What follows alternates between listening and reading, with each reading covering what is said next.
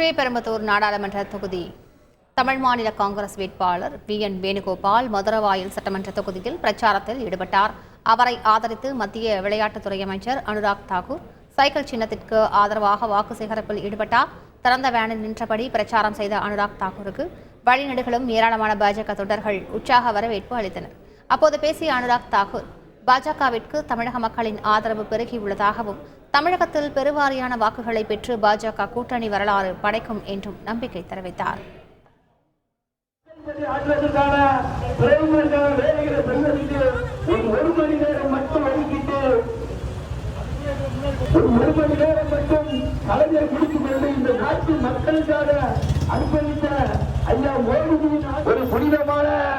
புனிதமான ஆட்சி பெற்ற ஐயா மோடிஜியின் ஆட்சி பெற்ற வேட்பாளர் அண்ணன் வேணுகோபால் அவர்களுக்கு சைக்கிள் சின்னம்.